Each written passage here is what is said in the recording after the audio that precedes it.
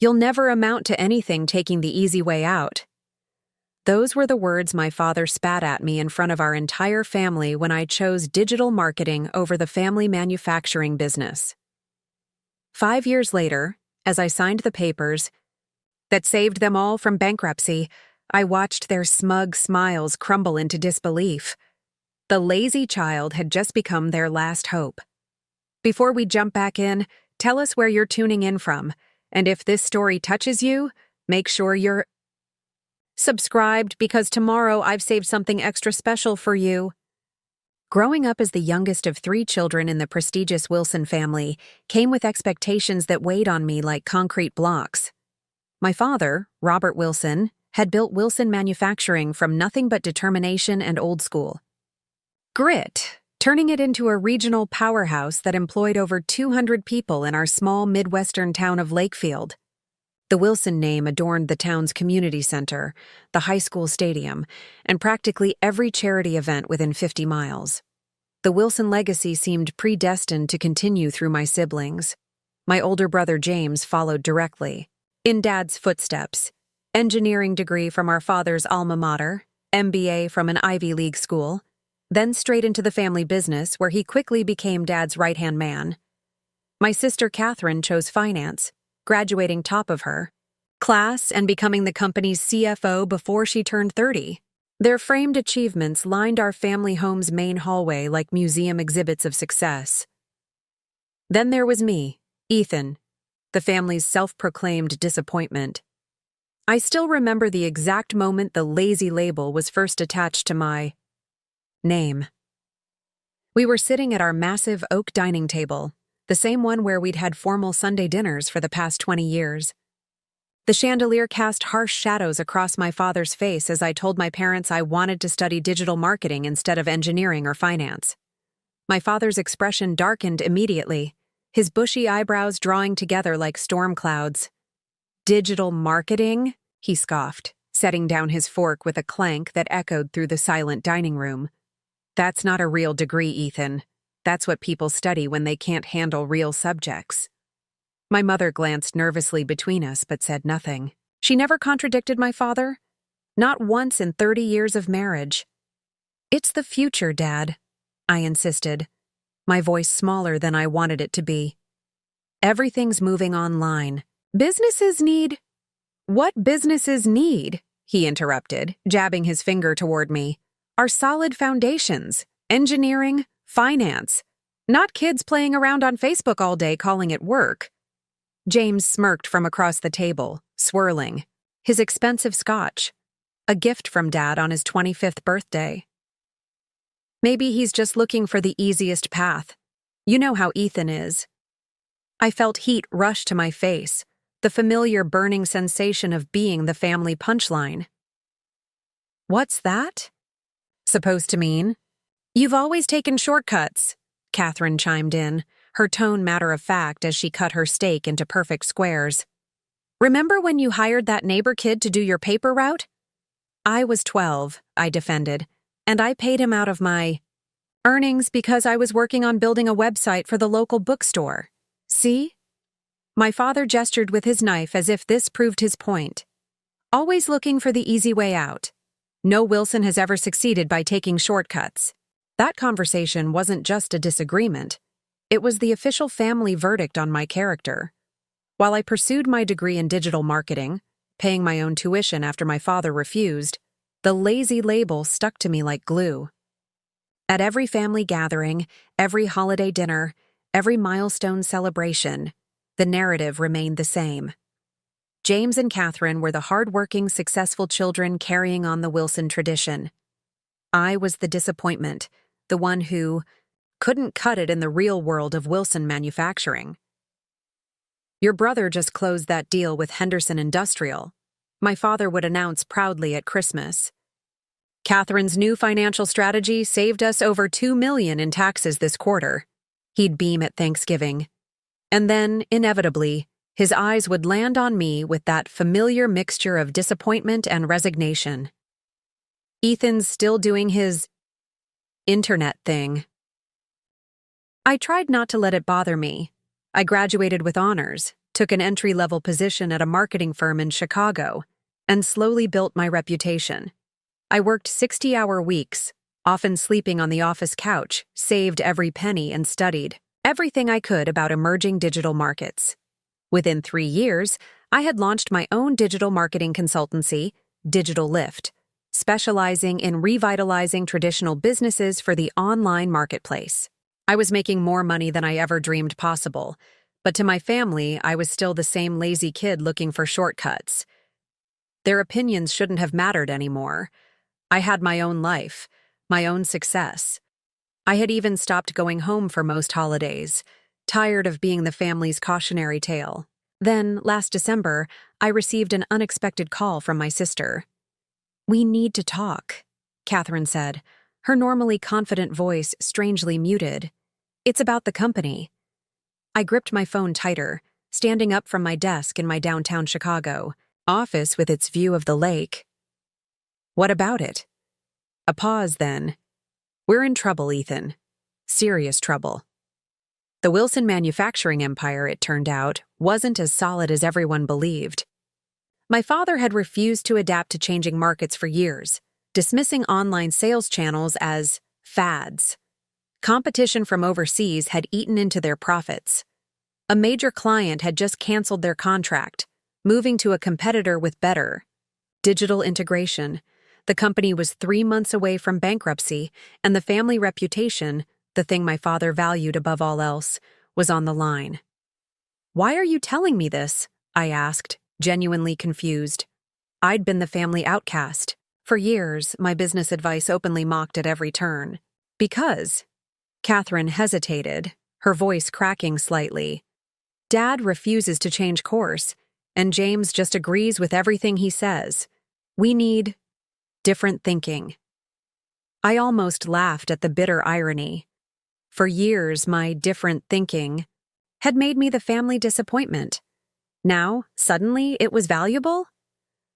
"What exactly are you asking, Catherine?" "Come home," she said. "Just for the weekend. Look at our situation. Give us your perspective." I should have said no. I should have reminded her of every dismissive comment, every belittling remark, every family dinner where my opinions were treated as jokes. But something in her voice, genuine fear perhaps, made me agree. I had no idea that weekend would change everything, or that my lazy approach to business was about to save the entire Wilson legacy. Preparing and narrating this story took us a lot of time. So if you are enjoying it, subscribe to our channel. It means a lot to us. Now back to the story. The drive from Chicago to Lakefield took just over 3 hours, but it felt like crossing a border into another country entirely. The sleek glass and steel skyline of my adopted city gave way to rolling farmland, and with each passing mile, I felt my carefully constructed independence eroding. By the time I passed the "Welcome to Lakefield, home of Wilson Manufacturing" sign, my knuckles were white on the steering wheel. I had deliberately booked a room at the Lakefield Inn rather than staying at my parents' house. Distance was essential for my sanity. As I pulled into the parking lot, my phone buzzed with a text from Catherine. "Family dinner tonight at 7. Dad doesn't know you're coming." Perfect. Nothing like being a surprise guest at a family dinner where you're not wanted. I texted back a thumbs-up emoji, checked into my room, and spent the next 2 hours going over the Wilson Manufacturing financial documents Catherine had emailed me. The picture they painted was even worse than she had described over the phone. Wilson Manufacturing was bleeding money. The production methods were outdated, requiring twice the manpower of their competitors. Their marketing was practically non-existent. A yellowing billboard on the highway and occasional ads in trade magazines no one read anymore. Their website looked like it had been designed in 1998 and abandoned shortly thereafter. But most damning of all, their competitors had sophisticated e-commerce platforms that allowed customers to place orders, track shipments, and manage inventory seamlessly online. Wilson Manufacturing still required customers to call in orders or send them by fax. In 2023, I closed my laptop and rubbed my temples. The company needed a complete digital overhaul, but I already knew how that suggestion would be received by my father. The memory of our last business conversation still stung. 2 years. Ago, at Thanksgiving, I'd casually mentioned that the company should consider an online ordering system. My father had laughed outright. Our customers aren't teenagers, Ethan. They're serious business people who appreciate the personal touch of a phone call. Dad, even serious business people value their time. An online system would... This is exactly why you wouldn't cut it in real business, he'd interrupted. Always looking for the easy way out. No shortcuts at Wilson Manufacturing. That's how we've survived for 40 years. James had nodded sagely, and Catherine had studied. Her wine glass, saying nothing. The subject was closed. Now, as I parked in front of my parents' sprawling colonial home, the physical manifestation of Robert Wilson's success, I steeled myself for more of the same. Lights blazed from every window, and I could see silhouettes moving inside. I took a deep breath, grabbed the bottle of wine I'd brought, and forced myself up the walkway. My mother answered the door, her eyes widening in surprise. Ethan! She embraced me, the familiar scent of her Chanel perfume enveloping me. I didn't know you were coming. Why didn't you tell me? Last-minute decision, I said, returning her hug. Despite everything, I'd missed her. Catherine asked me to come look. At some company numbers? My mother's smile faltered slightly. Oh, I see. Well, come in, come in. Everyone's in the dining room. The familiar sound of my father's booming laugh echoed from down the hall. I followed my mother toward it, each step heavier than the last. The dining room fell silent as I entered. My father sat at the head of the table, crystal tumbler of scotch in hand, mid-story. James and his wife Melissa were seated to his right, Catherine and her husband Paul to his left. All eyes turned to me. Ethan, my father said, surprise giving way to a practiced smile that didn't reach his eyes. This is unexpected, I invited. Him, Catherine said quickly. To look at those, projections we discussed. My father's jaw tightened almost imperceptibly.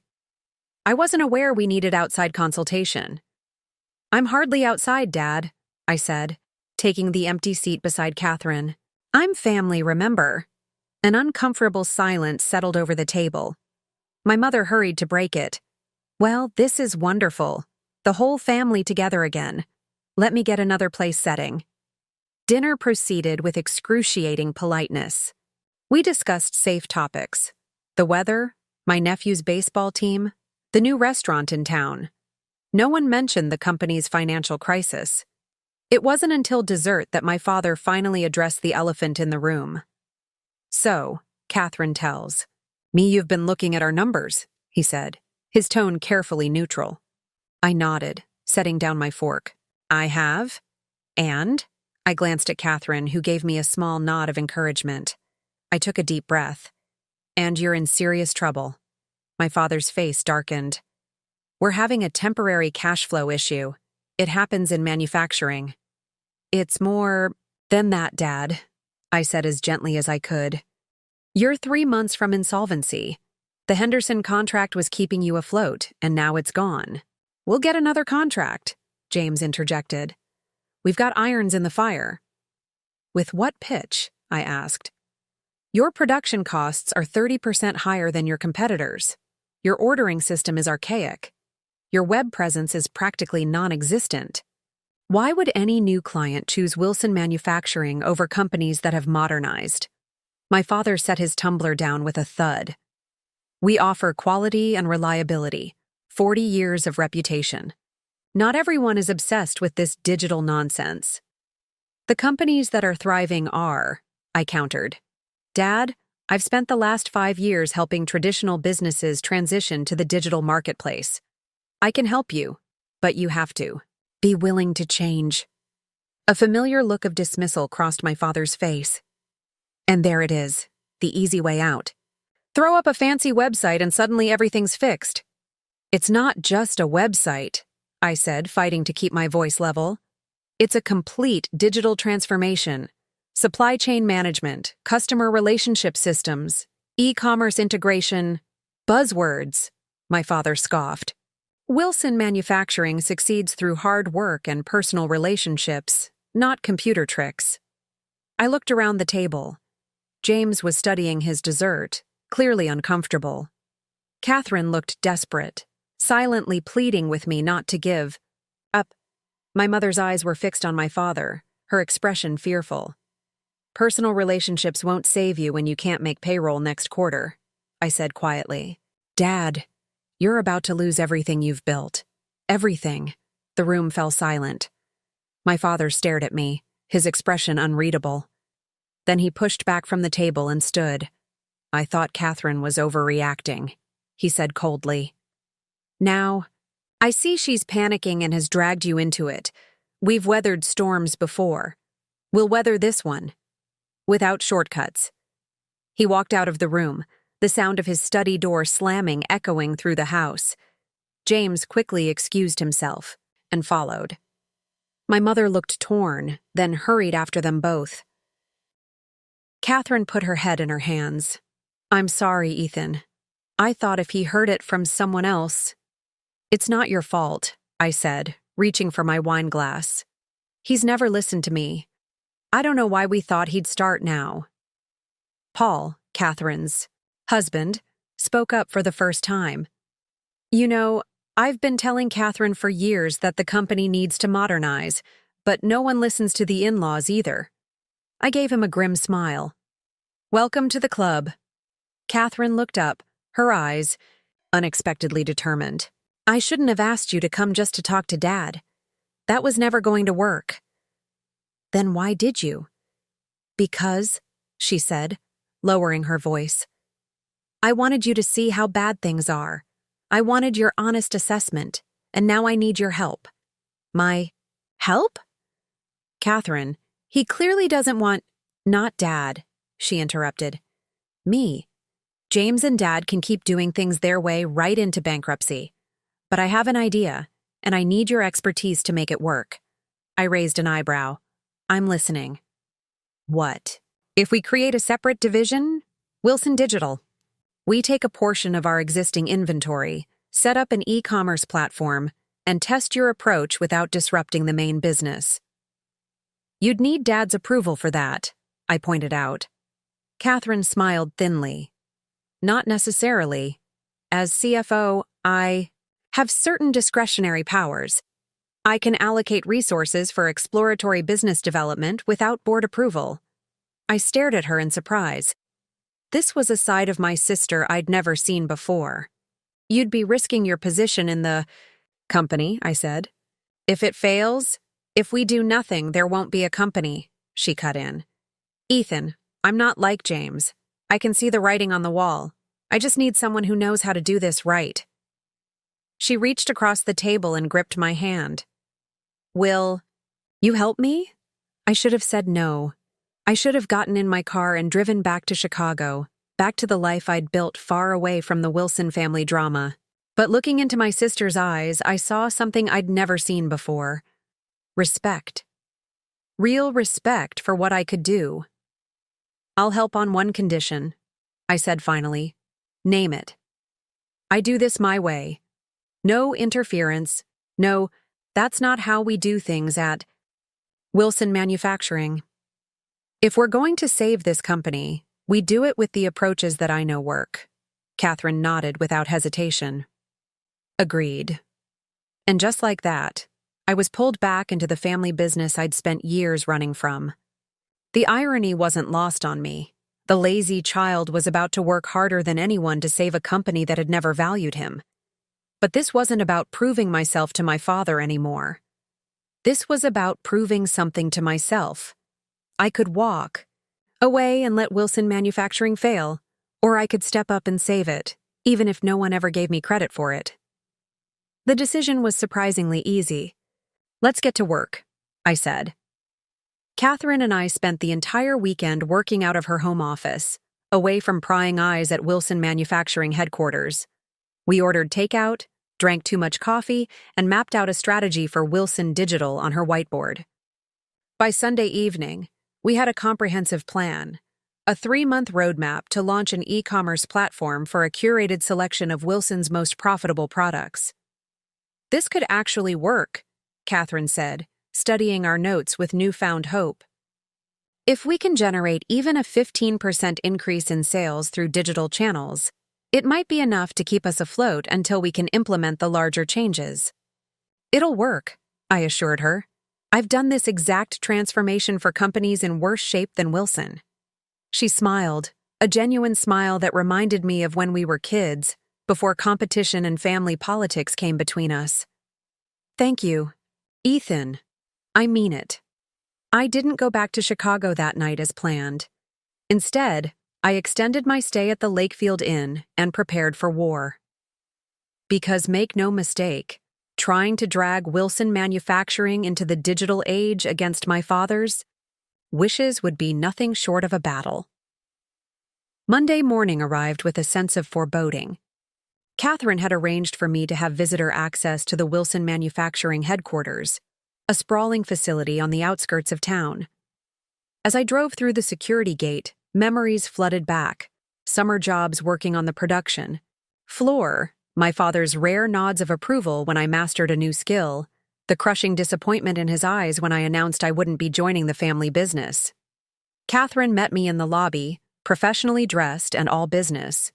"I've set you up in a small office down the hall from mine," she said, handing me a temporary badge. "I told Dad and James you're here as a short-term marketing consultant to help us reach new clients." "And they agreed to that?" I asked skeptically. "Dad thinks you'll fail and learn a lesson about real business," she replied with a grimace. "James is too busy trying to replace the Henderson contract to care." "Perfect," I muttered as we stepped into the elevator. Nothing like low expectations to start the day. The office Catherine had arranged was little more than a glorified closet, but it would serve my purposes. I spent the morning reviewing Wilson's product catalog, identifying items with the best margins and most reliable supply chains, prime candidates for our digital platform. Around noon, a shadow darkened my doorway. I looked up to find James standing. There, arms crossed, leaning against the doorframe with practiced casualness. His tailored suit and meticulously styled hair screamed, executive, just as our father had groomed him to be. "So," he said, his tone falsely light, "the prodigal son returns." I leaned back in my chair. "Just a consultant according to my badge." "Right." He stepped into the small office, looking around with thinly veiled disdain. "Catherine mentioned you're helping with digital marketing. Dad thinks it's a waste of resources." "And what do you think, James?" He shrugged. "I think desperate times call for desperate measures, but don't get too comfortable. This is still Wilson Manufacturing, not some Silicon Valley startup." I nodded, keeping my expression neutral.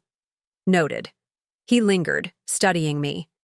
"You know, it's interesting. You run away from the family business, make it clear you want nothing to do with us, then suddenly appear when we're in trouble. Some might call that opportunistic." The accusation stung, but I refused to show it. "Catherine asked for my help. I'm helping." "Out of the goodness of your heart?" His skepticism was palpable. "Believe it or not, I don't want to see Dad's legacy collapse," I replied evenly. Even if that legacy never had a place for me. Something flickered across James's face, perhaps a moment of genuine emotion breaking through his corporate mask, but it vanished quickly. "Just remember whose company this is, Ethan. Don't try to play hero." After he left, I sat staring at the door, his words echoing in my head. Don't try to play hero. The implication was clear. Even if I saved Wilson Manufacturing, I wouldn't get the credit. This wasn't my company, and it never would be. I shook off the thought and returned to work. This wasn't about credit anymore. This was about proving to myself that my approach to business wasn't lazy. It was the future. By the end of the day, I had compiled a list of 30 products ideal for our e-commerce pilot. I sent it to Catherine and headed back to my hotel, exhausted but satisfied with the progress. My phone rang just as I was parking. Ethan Wilson. I didn't recognize the number. Mr. Wilson? This is Meredith Knowles from the Lakefield Daily News. I understand you're back working with Wilson Manufacturing. Care to comment on the company's financial troubles? I froze. How had this leaked already? I think you have the wrong information, Ms. Knowles. Wilson Manufacturing is doing fine. That's not what our sources say, she pressed. Word is that Henderson canceled their contract and the company is on the verge of bankruptcy. And now the estranged son returns. It's quite a story. No comment, I said sharply, ending the call. I immediately called Catherine, who answered on the first ring. We have a problem. The local paper knows about the financial situation. Damn it, she hissed. This will tank any chance of securing new contracts if it gets out. Who would... She stopped abruptly. What? Nothing, she said too quickly. I'll handle the press. You focus on the digital platform. But the damage was already done. By Tuesday morning, whispers had spread through the company. I could feel eyes on me as I walked through the hallways, employees huddled in small groups, conversations dying as I approached. The atmosphere was thick with anxiety and suspicion. I was at my desk reviewing website mock-ups when my father appeared at my door. Unlike James, he didn't bother with pleasantries. There's a board meeting in 30 minutes. You'll be there. Before I could respond, he was gone. I glanced at my phone. No message from Catherine about this. Something was wrong. The Wilson Manufacturing boardroom was an intimidating space by design. All dark wood, leather chairs, and portraits of past company leaders, all named Wilson, staring down with judging eyes. As I entered, the room fell silent. The entire board was present. My father at the head of the table, James to his right, Catherine to his left, and 4 other members, longtime family friends and business associates who had served on the board for decades. I took the empty seat at the far end of the table, directly opposite my father. Now that we're all here, my father began, his voice cold, we need to address the rumors circulating about Wilson Manufacturing's financial stability. One of the board members, Harold Fletcher, a golf buddy of my father's since before I was born, cleared his throat. Robert, we're hearing concerning things. The Henderson contract, cash flow problems, emergency measures. We need to know what's happening. My father's gaze flicked to Catherine, then to me. The accusation was unspoken but clear. Wilson Manufacturing is facing challenges, he admitted reluctantly. The loss of the Henderson contract has created a temporary cash flow issue, but we have several promising leads for new business. That's not what we're hearing in town, said another board member, Eleanor Kemp. The story going around is that bankruptcy is imminent. Absolutely false, James jumped in.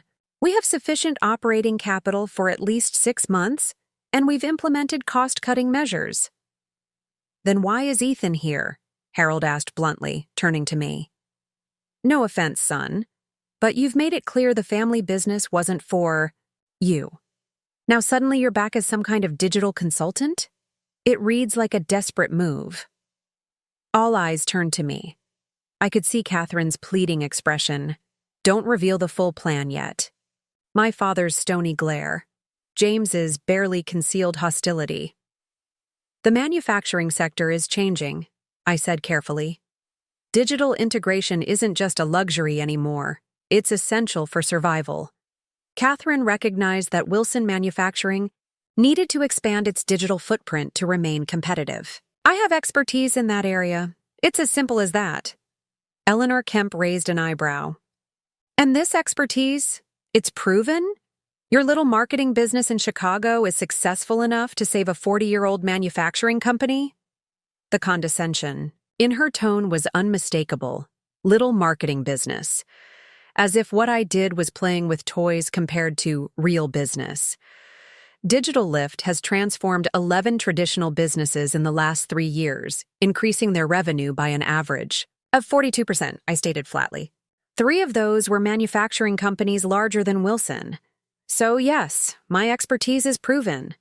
My father's jaw tightened. He hadn't known this, hadn't bothered to keep track of my career at all. The fact remains, Harold interjected, if word gets out about financial instability, we'll lose suppliers, customers, and banking confidence. The rumors need to be contained immediately. We're handling it, my father assured him. James is personally reaching out to our key accounts to reassure them. And what about the Henderson contract? Eleanor pressed. Why did they leave after 20 years? An uncomfortable silence fell over the room. James shuffled papers. My father cleared his throat. They found our ordering and fulfillment process outdated, he admitted reluctantly. They moved to Chapman Industries, who offered an integrated digital platform for ordering, inventory management, and shipping. I caught Catherine's eye across the table.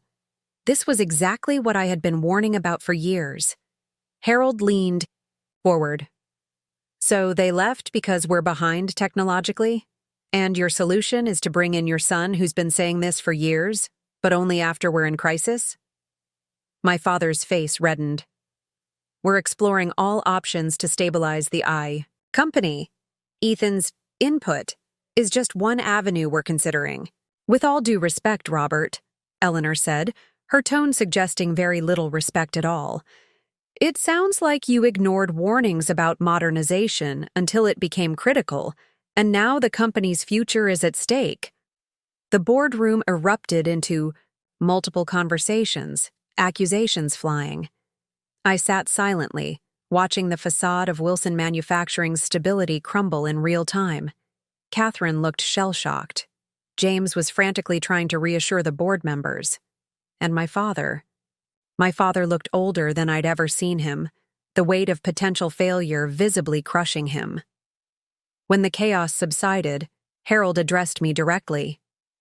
Ethan, setting aside family history, give us your honest assessment. Can Wilson Manufacturing be saved? Every eye in the room turned to me. My father's gaze was particularly heavy, a mixture of resentment and, surprisingly, fear. For the first time in my life, I held power in this room. My answer could determine the company's fate. Yes, I said simply. Wilson Manufacturing can be saved, but not by doing things the same way you've done them for 40 years. Harold nodded slowly. Then I propose we give Ethan 2 weeks to present a comprehensive digital transformation plan. If it's viable, we implement it immediately. If not, he left the alternative unspoken. I'll need Catherine to work with me directly, I added, and complete access to all company data and processes. My father started to object, but Eleanor cut him off. Robert, your way has led us to the brink. It's time to try something else. After a tense moment, my father gave a curt nod. 2 weeks, that's it. As the board meeting adjourned, James caught up to me in the hallway, grabbing my arm roughly. What the hell do you think you're doing? He hissed. You've just humiliated Dad in front of the entire board. I pulled my arm free. I'm trying to save the company, James. Someone has to. By throwing Dad under the bus? By making it seem like his leadership is the problem? His leadership is the problem, I shot back. His refusal to adapt is why we're here. James's eyes narrowed. You've always been jealous. The son who wasn't good enough to take over the family business, now swooping in to play savior. The accusation hit close to home, but I refused to take the bait. Think whatever you want, I have work to do. As I walked away, I heard him call, after me. This isn't over, Ethan. Not by a long shot. I believed him. The battle lines had been drawn. My father and James on one side, Catherine and I on the other, with the future of Wilson Manufacturing hanging in the balance. And now I had just 2 weeks to prove that the lazy approach, my approach, was the only thing that could save them all. The next morning, I arrived at Wilson Manufacturing before sunrise. The facility was quiet, most of the overhead lights still dimmed. I needed this time alone, away from judgmental stares and whispered conversations, to truly understand what I was working with. I'd spent half the night creating a detailed project plan for the digital transformation. Now I needed to see the actual operations, to walk the factory floor and observe how things really functioned. My father had always been proud of the handcrafted, human-touch approach to manufacturing.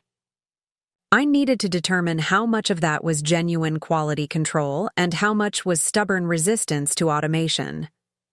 The production floor was massive, 60,000 square feet of machinery, workstations, and inventory. In the dim light, with machines silent and workstations empty, it looked like a sleeping giant. I walked the entire space, taking photos and notes, mentally mapping how digital systems could integrate with physical production. "You're here early." Turned to find Martin Chen, the production manager, watching me from a few yards away. I'd known Martin since I was a teenager. He'd started on the factory floor 30 years ago and worked his way up. Unlike my father, Martin had always been kind to me, even after I chose a different path. Needed to see things without the chaos, I explained. He nodded, walking over to join me. "Catherine told me what you're trying to do. Bold move." "Necessary move," I corrected. "The company won't survive otherwise." Martin sighed, running a hand through his salt and pepper hair. "I know. I've been trying to tell your father for years that we need to modernize. He listens to my suggestions about production, efficiency, but the moment I mention digital integration or automation, he shuts down." I raised an eyebrow. "You've been advocating for digital transformation." "Some of us aren't dinosaurs, Ethan," he said with a wry smile. "I read industry journals. I attend manufacturing conferences. I know what our competitors are doing." He gestured around the floor. "We have good people here, skilled craftspeople, but we're asking them to compete with one hand tied behind their backs." I studied him with newfound respect. "Dad never mentioned you were pushing for modernization." "Of course not." It didn't fit his narrative. Martin's expression grew serious. "Your father is a good man, Ethan. He built something remarkable here. But he's so convinced that his way is the only way that he can't see the cliff we're racing toward." We walked the floor together, Martin pointing out inefficiencies in the production flow, places where digital systems could dramatically improve productivity. By the time the first shift workers began arriving, we had identified a dozen immediate improvements that wouldn't require major capital investment. "This is invaluable, Martin. Thank you." He clapped me on the shoulder. "Just save these jobs, Ethan. That's all I ask. 300 families in Lakefield depend on Wilson Manufacturing." His words weighed on me as I headed back to my closet office. This wasn't just about proving myself anymore or saving my father's legacy. Real people with real lives were counting on Wilson Manufacturing's survival. Catherine was waiting for me, 2 cups of coffee in hand. "You look like you could use this," she said, handing me one. "Late night?" "Early morning," I corrected, accepting the coffee gratefully. "I've been walking the floor with Martin. He's got some excellent insights." "Martin's been trying to get Dad to listen for years," Catherine said, closing the door behind her. "He nearly quit last year out of frustration." I sipped my coffee, organizing my thoughts. "Kath, I need to ask you something, and I need an honest answer." I met her eyes directly. "Who leaked the company's financial troubles to the press?" She blinked, caught off guard by the question. "I don't know." "Why would you think I would know?" "Because yesterday when I mentioned it, you stopped mid-sentence. Like you had a suspicion, but didn't want to say it." Catherine sighed, sinking into the chair opposite my desk. "I don't know for certain, but—" She hesitated. "But? James has been meeting with Riverside Capital for the past month. They're a private equity firm that specializes in acquiring distressed companies." I stared at her, processing this information. You think James is trying to orchestrate a buyout? I think he's creating a backup plan that benefits him, she said carefully. If word gets out that Wilson Manufacturing is failing, the stock price plummets, makes it much cheaper to acquire. And you think he leaked the financial information to accelerate that process? The idea that my own brother would deliberately undermine the company seemed unfathomable, yet it made a certain cold sense. I don't have proof, Catherine said, but the timing is suspicious, and James has been unusually calm about the Henderson contract loss, almost like he expected it. I leaned back in my chair, the implications sinking in. Does Dad know about the Riverside meetings? No. James told the accounting department they were potential investors interested in expanding our production capacity. I only found out because I noticed the unusual pattern of financial documents being prepared for external review. This changed everything. I wasn't just racing against the clock to save Wilson Manufacturing. I was potentially racing against my own brother who might benefit from its failure. We need to move faster, I decided. Forget the 2-week timeline. I want a working prototype of the e-commerce platform by the end of this week. Catherine's eyes widened. That's impossible. The website design alone. I've got a team in Chicago who can help remotely, I cut in. We focus on the 30 products we've identified, create a simplified ordering system, and launch a beta version for select customers. It won't be perfect, but it will demonstrate the concept. Dad will never approve expediting like this. We're not asking for Dad's approval, I said firmly. You have discretionary budget authority, remember? We're just being efficient with resources. A slow smile spread across Catherine's face. The same mischievous expression she'd had when we were kids planning some adventure behind our parents. Axteam, the lazy way, you mean? I laughed. Exactly, the lazy way. The next 3 days were a blur of activity. I coordinated with my team in Chicago, who worked around the clock on the e-commerce platform. Catherine discreetly redirected budget, resources to support our project. Martin helped identify key staff members who could be trusted to assist without reporting back to my father or James. By Thursday afternoon, we had a functioning prototype. It wasn't pretty, but it worked. A basic e-commerce platform with Wilson Manufacturing's 30 most profitable products, complete with online ordering, automated invoicing, and shipping integration. We need to test it, I told Catherine as we huddled in her office, reviewing the platform on her laptop. A real customer, placing a real order. That's too risky, she argued. If something goes wrong, if we wait for everything to be perfect, we'll never launch, I countered. That's exactly the kind of thinking that got Wilson Manufacturing into this mess. We need to be bold, Kath. She bit her lip, considering. Hartwell Industries, she said finally. They're a smaller account, but they've been with us for years. And their purchasing manager, Diane, has been complaining about our ordering process forever. She might be willing to try something new. Perfect. Can you call her now? 20 minutes later, Catherine had convinced Diane from Hartwell to test our new online ordering system. We sent her the link and waited anxiously as she explored the platform, occasionally sending us questions via email. Then, the moment of truth, she placed an order for $18,500 worth of custom components, a process that typically took 3 phone calls, 2 emails, and a faxed purchase order. The entire transaction took less than 10 minutes. Order confirmation received, Catherine announced, looking at the automated email. Invoice generated and sent, production notified, shipping scheduled. We looked at each other in stunned silence, then both broke into incredulous laughter. It had worked. The system had worked exactly as designed. My phone buzzed with a text from Diane. This is amazing! When can we order everything this way? I showed Catherine the message, grinning. That's just one customer. Imagine when we roll this out to all of them. We should celebrate, Catherine declared. Just you and me. Dinner tonight? The new place on Main Street. You're on. For the first time since returning to Lakefield, I felt genuinely optimistic.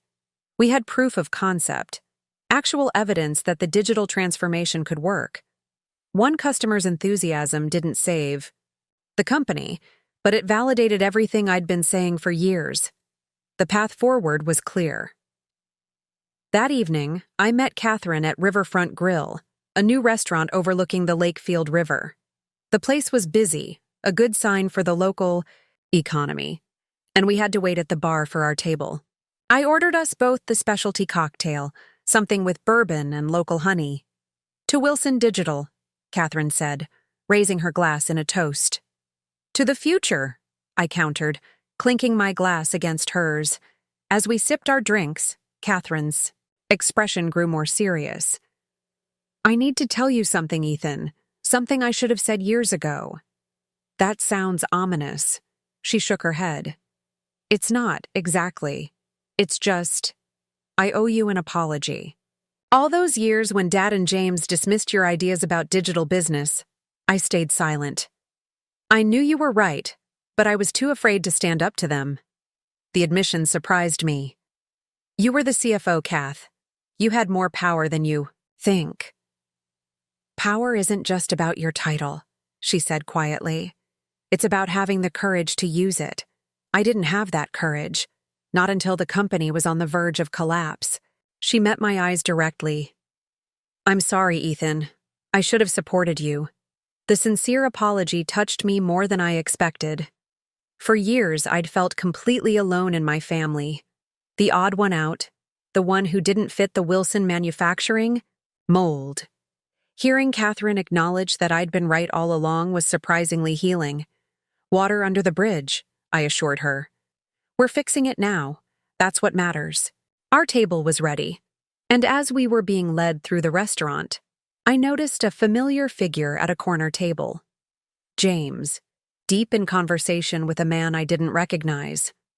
The stranger was expensively dressed, with the polished look of someone who spent more time in boardrooms than on factory floors.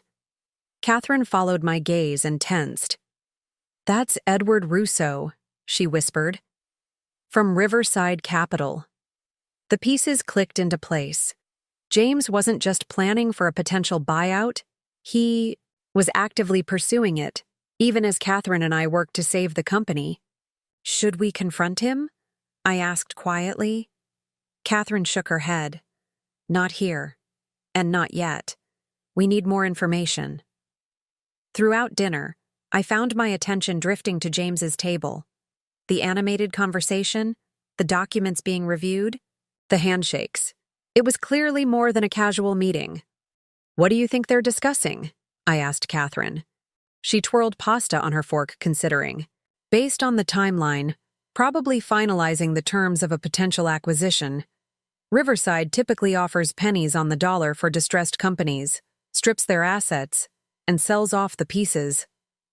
"And 300 people lose their jobs," I added grimly. "Exactly. But they usually keep a skeleton executive team during transition. I'm guessing James is ensuring he's part of that team."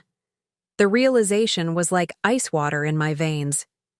This wasn't just about stubbornness or resistance to change. James was actively working against Wilson Manufacturing's recovery because he stood to benefit personally from its failure.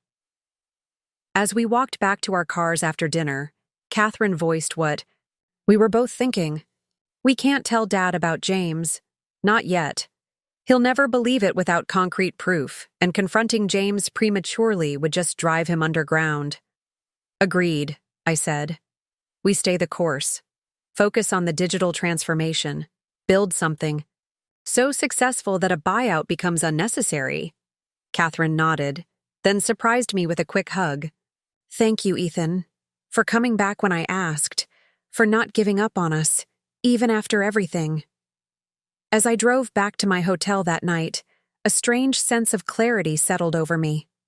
For years, I'd been running from my family, trying to prove myself in Chicago, still wounded by their dismissal of my ideas.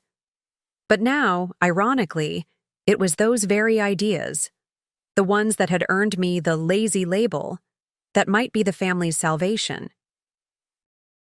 Martin's words from earlier echoed in my mind. 300 families in Lakefield depend on Wilson Manufacturing. This wasn't just about vindication anymore. It wasn't even about saving my father's legacy. It was about doing the right thing, using my skills to protect those jobs and this community. For the first time since returning to Lakefield, I was absolutely certain of my purpose. Wilson Manufacturing would survive, with or without my father's blessing, with or without James's cooperation. And when it did, no one would ever call my approach lazy again. The next morning, I arrived at Wilson Manufacturing to find Catherine waiting in my office, her expression grim. "What's wrong?" I asked, setting down my coffee.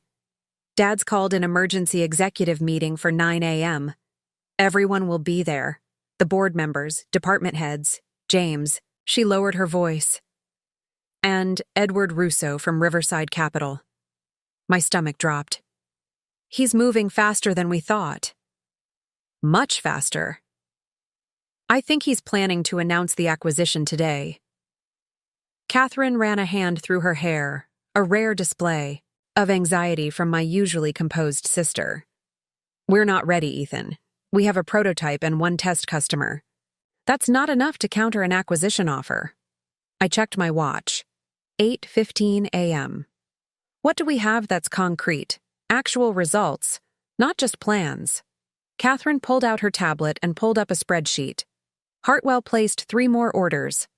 Yesterday after their initial test. Total value just over $50,000. Diane sent me this email praising the new system. She showed me the message, filled with exclamation points and effusive compliments. "And Martin's team has implemented 5 of our efficiency recommendations on the production floor, which he estimates will reduce fulfillment time by 30%. It wasn't enough. Not nearly enough to counter the narrative James would present about a failing company in need of rescue. We need to stall, I decided. Buy more time. How? Information, I said, already reaching for my laptop. They're going to present Riverside as the White Knight saving Wilson Manufacturing. We need to tarnish that armor. For the next 30 minutes, Catherine and I dug into Riverside Capital's history, specifically their past acquisitions. The pattern was clear and troubling. They specialized in acquiring distressed manufacturing companies, stripping their assets, shuttering their physical operations, and outsourcing production overseas. Jobs evaporated, communities suffered, but investors made healthy returns. This should help, I said, printing several case studies of Riverside's previous acquisitions. But we need something more personal, something that will make Dad see what's really happening here. Catherine checked her watch. It's 8:55. We're out of time. The Wilson Manufacturing conference room was already full when we arrived. My father sat at the head of the table, looking unusually formal in a suit and tie. James was beside him, practically vibrating with barely concealed excitement. Edward Russo sat across from James, flanked by 2 associates with identical haircuts and expressions of practiced neutrality. Board members filled several seats, and department heads, including Martin, occupied the rest. Catherine and I took the last 2 chairs at the far end of the table. My father cleared his throat. Thank you all for coming on such short notice. As you know, Wilson Manufacturing has been facing unprecedented challenges in recent months. He gestured to Russo. Mr. Russo and his team from Riverside Capital have approached us with a proposal that could ensure the company's future. I've asked him to present the details to you all directly. Russo stood, buttoning his designer suit jacket with practiced smoothness. Thank you, Mr. Wilson. As some of you may know, Riverside Capital specializes in revitalizing established manufacturing companies facing market challenges. I bit back a snort at the euphemism. Beside me, Catherine tensed. After extensive analysis of Wilson Manufacturing's operations and financials, Russo continued, we've prepared an acquisition offer that we believe represents fair value while ensuring the company's legacy continues. He launched into a slick presentation, complete with glossy slides and impressive-sounding financial projections. But beneath the corporate jargon and carefully chosen phrases, the truth was clear. Riverside would gut Wilson Manufacturing, sell off its valuable assets, and discard the rest. When Russo finally concluded, my father nodded gravely. "Thank you, Mr. Russo. Before we discuss this further, I believe James has some additional context to share." James stood, straightening his tie. "Thank you, Dad. As most of you know, I've been leading our efforts to secure new contracts following the Henderson loss. Despite our best efforts, we faced significant headwinds." He glanced at me, a flash of triumph in his eyes. "The manufacturing landscape has changed. Traditional companies like ours are struggling to compete with more agile, technology-focused operations." The irony of James suddenly acknowledging the importance of technology wasn't lost on me. After careful consideration, James continued, "I believe Riverside's offer represents the best path forward for Wilson Manufacturing. It provides fair value to shareholders while preserving the Wilson legacy." He said nothing about preserving jobs or the impact on Lakefield. I noticed Martin's jaw tightening as he made the same observation. "Before we proceed further," my father said, "I'd like to open the floor for questions and comments." Harold Fletcher raised his hand first. "What happens to the workforce under this proposal?" Russo stepped in smoothly. "We anticipate a transitional period during which we'll evaluate all operations. Naturally, some restructuring will be necessary, but our goal is to maintain the viable aspects of the business." Corporate speak for mass layoffs. I'd heard it before. Eleanor Kemp spoke next. "And the Wilson family's involvement going forward?" "We typically maintain key executive positions during transition," Russo replied. "In fact, we've already discussed a significant role for James in the restructured organization. And there it was, the personal incentive. James had secured his own golden parachute while preparing to sell out the company and everyone in it." My father nodded, apparently satisfied with these vague assurances. "Unless there are other questions, I suggest we move to a preliminary vote on whether to proceed with due diligence for the acquisition." This was happening too fast. I caught Catherine's eye, and she gave a slight nod. It was now or never. "I'd like to speak if I may," I said, standing before my father could object. All eyes turned to me. My father's expression was guarded. James looked openly hostile, and Russo studied me with the calculated interest of a predator assessing a potential threat. "Wilson Manufacturing isn't just a company," I began. "It's the economic backbone of Lakefield. 300 families depend on it for their livelihoods. Before we vote on an acquisition that would fundamentally alter that reality, I think we should consider all options." I moved to the front of the room, connecting my laptop to the projector. "Over the past week, Catherine and I have been developing and testing a digital transformation strategy that could revitalize Wilson Manufacturing without selling its soul." James scoffed. "We don't have time for hypothetical solutions, Ethan. The company needs immediate action." "This isn't hypothetical," I countered, pulling up the prototype e-commerce platform.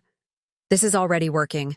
Yesterday, Hartwell Industries placed over $50,000 in orders through this system in less than an hour, a process that previously took days and multiple staff members to complete."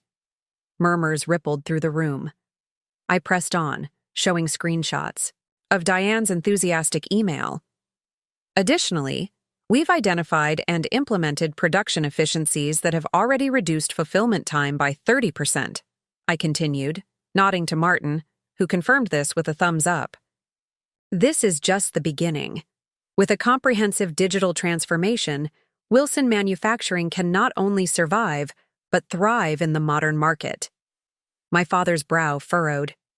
"You implemented these changes without authorization?" "With my authorization," Catherine interjected, standing to join me.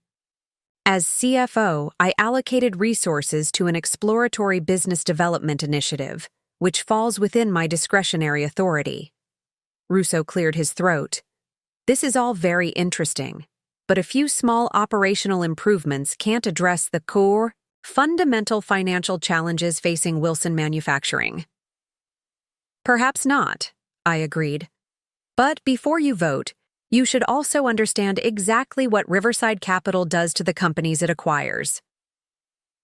I switched to the research Catherine and I had compiled. In the past 5 years, Riverside has acquired 7 manufacturing companies similar to Wilson. In each case, they followed the same playbook: asset stripping, outsourcing production overseas, and massive layoffs. The communities these companies once supported have been devastated. I pulled up before and after photos of empty factories and boarded up main streets in towns where Riverside had revitalized local manufacturers. This is the future of Lakefield if we accept Riverside's offer, I said bluntly. Not a continuation of the Wilson legacy, but its end. James jumped to his feet. This is ridiculous scaremongering. Riverside is offering a lifeline to a drowning company. A lifeline for whom, James? I asked, turning to face him directly. For the workers who will lose their jobs? For Lakefield's economy? Or for you in your new significant role with Riverside? The room fell silent. All eyes turned to James, whose face flushed red. You have no idea what you're talking about, he sputtered. Actually, I do. I turned to address the board members directly. James has been meeting with Riverside for months, long before the Henderson contract was lost. He's been preparing for this acquisition while publicly claiming to be fighting for the company's survival. That's a lie, James shouted. Is it? Catherine stepped forward. I have records of every meeting, James. The dates, times, and financial documents you provided to Riverside. You've been planning this since last summer, haven't you? James looked desperately to our father. Dad, this is absurd. They're trying to distract from the real issue. The company is failing, and Riverside offers our best option for salvaging anything from the wreckage. My father's expression was unreadable as he looked between James and me. The tension in the room was suffocating. If I may, Martin said, standing up. I've been with Wilson Manufacturing for 30 years. I've seen good times and bad. What Ethan and Catherine are proposing isn't just some pie-in-the-sky tech fantasy. It's the future of manufacturing. Our competitors are already there. We're playing catch-up. He looked directly at my father. Robert, you built this company on innovation, on doing things better than anyone else. When did we stop innovating? My father's expression shifted subtly, a flicker of something I couldn't quite read. Rousseau, sensing the mood in the room turning against him, tried to regain control. Emotional appeals aside, the financial reality remains. Wilson Manufacturing needs significant capital injection to survive, which Riverside is prepared to provide. And what about this digital transformation? Harold Fletcher asked. How much would that cost? And how quickly could it generate returns? I was ready for this question. We've prepared detailed projections. I shared the next slide, showing implementation costs against projected revenue increases. The initial investment is $1.2 million, with projected break-even in 8 months and significant profitability by month 12. Where would that investment come from? Eleanor asked. The company doesn't have those resources available. This was the moment I'd been dreading. The moment when everything would change irrevocably. I'll provide the investment, I said quietly. The room erupted in surprised exclamations. You? My father asked, genuine shock in his voice. I nodded. Digital Lift has been very successful. I have the capital, and I believe in this plan. In exchange for what? James demanded. Control of the company? Is that your game? No, I said, simply. In exchange for a fair minority stake and a seat on the board. Catherine would oversee implementation, with Martin leading the operational changes. The current management structure would otherwise remain intact. My father stood slowly, silencing the room with the gesture. You're saying you would invest over $1 million of your own money to save Wilson Manufacturing? Yes. Why? Lia's question was direct, almost accusing. You left. You made it clear you wanted nothing to do with this company. I met his gaze steadily. Because despite everything, it's still our family's legacy. Because 300 families depend on it. Because I believe in what Wilson Manufacturing can be, even if I disagreed with how it was being run. I paused. And because sometimes the lazy solution, working smarter instead of just harder, is actually the right one. For what felt like an eternity, my father and I stared at each other across the conference room. Decades of misunderstanding, disappointment, and missed connections hung between us. Then, something extraordinary happened. My father laughed, a short, surprised sound that seemed to escape against his will. You always were the most stubborn of my children, he said, shaking his head. Even more stubborn than me, though I'd never have admitted it. He turned to Russo. Mr. Russo, I appreciate your interest in Wilson Manufacturing, but it seems we have an alternative to consider. I suggest we table your proposal until we've had time to fully evaluate this digital transformation plan. Russo's smile tightened. Mr. Wilson, I should caution you that our offer has a time limit. Markets change, valuations fluctuate. If you delay too long, the terms may not be as favorable. I understand the risks, my father replied coolly. We'll be in touch if we wish to resume discussions. After Russo and his team departed, the board voted unanimously to explore the digital transformation plan in detail, with a final decision to be made within 2 weeks. As the meeting adjourned, people filed out of the conference room, leaving just my father, James, Catherine, and me. James looked like he'd been struck. Dad, you can't seriously be considering this. Ethan has no experience in manufacturing. He's been gone for years. And now he swoops in thinking he can save us all? My father regarded James with an expression I'd never seen before, disappointment mixed with clarity. What I'm considering, James, is why my son has been secretly orchestrating the sale of our family company while his brother, who supposedly knows nothing about our business, is willing to invest his own money to save it. James had no answer for that. After a moment of tense silence, he stormed out of the room. My father turned to Catherine and me. I want to see everything, every detail of this digital plan, every projection, every implementation step. Convince me this isn't just throwing good money after bad. We will, Catherine promised. As we gathered our materials, my father paused at the door. Ethan. I looked up, meeting his gaze. You really built a business successful enough to have that kind of capital available? I nodded. Digital Lift consults for Fortune 500 companies now. We transformed their digital operations, just like I want to do for Wilson. Something like respect flickered in his eyes, an expression I'd spent my entire life trying to earn. I'll expect a full briefing tomorrow morning.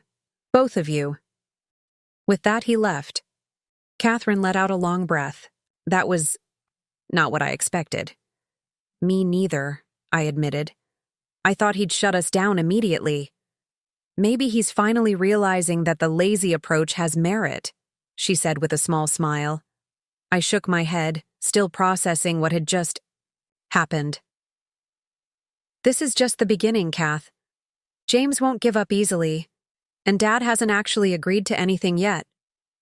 True, but for the first time he's listening, she pointed out. That's more than we had yesterday. As we walked out together, I couldn't shake the feeling that something fundamental had shifted, not just in the company's trajectory, but in my relationship with my father. For the first time in my adult life, he had looked at me not as a disappointment, but as someone with something valuable to offer. It was a start, a small, fragile beginning. But it was more than I'd ever thought possible when I first drove back into Lakefield a week ago. 2 weeks of intensive work transformed Wilson Manufacturing. Catherine and I worked relentless hours, rapidly expanding our e-commerce platform, while implementing efficiency measures across the production floor. My team from Chicago joined us, turning a conference room into an impromptu tech hub filled with laptops, whiteboards, and endless coffee.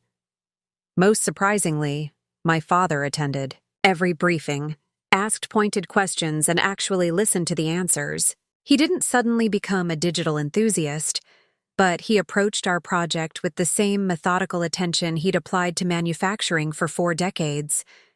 James, meanwhile, had retreated into hostile silence, occasionally spotted on his phone, no doubt communicating with Riverside Capital. 10 days in, we conducted a limited launch of Wilson Digital, inviting 20 key customers to use the new platform. The response exceeded our expectations. Orders flowed in at an unprecedented rate, with several customers increasing their usual purchases simply because the process was now so convenient. "These numbers are encouraging," my father acknowledged during our briefing. "But one good week doesn't guarantee sustained success." "Agreed," I said, "but it demonstrates the demand. Customers want this easier ordering process." "The operational efficiencies are impressive too," he noted. "Martin says production throughput is up 22% with the same staffing." "Working smarter, not just harder," Catherine commented with a smile. I expected my father to bristle, but he surprised me. "Sometimes the old ways aren't the best ways," he admitted. "I may have been resistant to change." "Tomorrow's board meeting will decide everything," he continued. "Russo has requested time to present a revised acquisition offer. You'll present immediately after. The board will then vote." "A revised offer?" Catherine asked sharply. "Who authorized that?" "James took it upon himself to continue negotiations," my father replied, his expression darkening. "Prepare your best presentation. Everything depends on it." We worked through the night, assembling an irrefutable case for Wilson Manufacturing's digital future. By morning, we had data, projections, and a detailed roadmap that made our vision impossible to dismiss. The boardroom was tense when I arrived. Board members sat stone-faced around the table. My father occupied his position at the head, with James to his right, looking unusually confident. Catherine joined me, passing me coffee and a supportive nod. Edward Russo presented first, distributing folders to each board member. "As you'll see, we've increased our purchase price by 15% and extended the transition period to ensure more gradual workforce adjustments." The numbers were substantial, designed to tempt the board with immediate financial gain rather than the less certain returns of our plan. "Additionally," Russo continued with a glance toward James, "we've expanded our executive retention program. Key leadership positions would be guaranteed for 3 years post-acquisition, with substantial compensation packages." When our turn came, I connected my laptop to the projector. "Rather than offer hypothetical projections, I'm going to show you actual results." Catherine and I presented our findings: increased sales, improved efficiency, reduced fulfillment times, and enthusiastic customer feedback. We outlined the full implementation plan, including costs, timeline, and projected returns. Harold Fletcher raised concerns about risk, while Eleanor Kemp questioned whether the digital transformation could be sustained long-term. "Do we have the right leadership in place?" she asked pointedly. James seized the opening. "That's precisely the issue. Ethan has no long-term commitment to Wilson Manufacturing. He's made that clear over the years. He'll implement this plan, take his equity stake, and then what? Return to Chicago? This is a temporary fix from someone with temporary interest." Before I could respond, my father surprised everyone. "I'd like to address that concern directly." He looked around the table. "I've led Wilson Manufacturing for 40 years. I built it from nothing, and I've made a critical mistake." The room fell silent. Robert Wilson admitting a mistake was unprecedented. I believed that preserving tradition was the same as preserving excellence, he continued. "I refuse to evolve with the market. That stubborn pride has led us to this crossroads." He turned to look at me, his expression solemn. Ethan saw this coming years ago. He tried to warn me, and I dismissed him. I called his ideas shortcuts. I called him lazy for seeking more efficient solutions. I was wrong. As for leadership, he continued, distributing documents to the board, I'm recommending a restructuring. Catherine would become CEO. I would step into an advisory role as chairman emeritus. James's face reddened. Dad, what are you talking about? I'm the company president.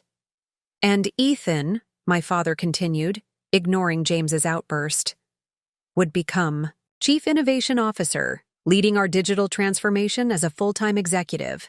The room erupted in surprised murmurs. No one was more shocked than me. This is absurd, James protested. Ethan has shown nothing but contempt for this company. He left. No, James, my father said quietly. Ethan left because we turned our backs on his vision. A vision that, as it turns out, was exactly what Wilson Manufacturing needed. He looked directly at his eldest son. And he's willing to invest his own money to save this company, while you've been secretly arranging to sell it. Harold Fletcher turned to me. This proposed role would require you to relocate back to Lakefield permanently. Are you prepared to make that commitment? When I left Lakefield, I said, I was running away from rejection. I built Digital Lift to prove that my approach had value, that efficiency wasn't a lazy shortcut but smart strategy. I looked around. The table. I don't need to prove that anymore. The results speak for themselves. Yes, I'm prepared to return permanently. Wilson Manufacturing's digital transformation is a multi-year project, and I'm committed to seeing it through. My father called for the vote. Those in favor of accepting Riverside Capital's acquisition offer, raise your hand. James's hand shot. Up alone. Those in favor of implementing the digital transformation plan with the proposed leadership changes? Every other hand in the room rose, including my father's. The board has spoken, my father announced. Wilson Manufacturing will proceed with digital transformation under the new executive structure. He turned to Russo. Thank you for your interest, but we won't be requiring Riverside's services. After the meeting concluded and the room emptied, James remained seated. So that's it? I'm just out? That depends on you, my father replied. There's still a place for you here, James, but not as its leader. Not after what you've done. James looked between us, his expression hardening. You'll regret this, both of you. He stormed out, slamming the door. My father sighed heavily, then turned to me. Ethan, I owe you an apology. Many apologies, in fact. Dad, you don't need to. I do, he insisted. I dismissed your ideas for years. I labeled you as lazy when you were actually innovative. I pushed you away when I should have been listening. He met my eyes directly. I was wrong, and I'm sorry. The words I'd waited a lifetime to hear. Not just acknowledgement of my business acumen, but recognition of the deeper hurt, the rejection, that had driven me away. Thank you, I said simply. That means a lot. 6 months later, I stood in the newly renovated lobby of Wilson Manufacturing, admiring the digital display that tracked real-time orders flowing in from around the world. The transformation was well underway, not just in our systems, but in the company's culture. Martin joined me, coffee in hand. Latest numbers are in. We're up 47% compared to last year, with 12% fewer labor hours per unit. The team's actually going home on time these days. That's what working smarter looks like, I said, gratified. Your father's in the conference room. With the Henderson team, he added with a smile. Looks like they're coming back. Catherine emerged from her office, formerly our father's. Ready for the town hall? She asked. Together, we walked to the company cafeteria, transformed into an event space. All 300 Wilson Manufacturing employees were gathered, along with local press and community leaders. My father stood at the edge of the stage, looking unusually nervous. As Catherine introduced me, I scanned the crowd. These were the People we'd saved. 300 livelihoods preserved. 300 families still able to pay their mortgages and send their kids to college. I flashed back to that family dinner years ago when my father had scoffed at my interest in digital marketing.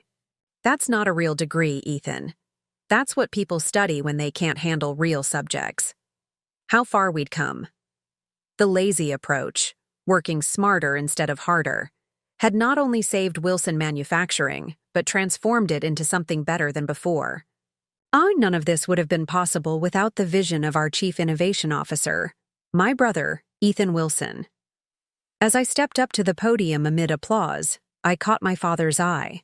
He gave me a subtle nod, his expression conveying what words never could: pride, respect, and gratitude. I smiled back, finally at peace with my place in the family and the company. The lazy child had found his purpose, and in doing so had saved them all. Today, I want to talk about innovation, about embracing change, and about the power of working smarter, not just harder. Sometimes the easy way isn't easy at all. Sometimes it's the brave way, the smart way, the way that saves everything that matters. Up next, you've got 2 more standout stories right on your screen. If this one hit the mark, you won't want to pass these up. Just click and check them out. And don't forget to subscribe and turn on the notification bell so you don't miss any upload from us.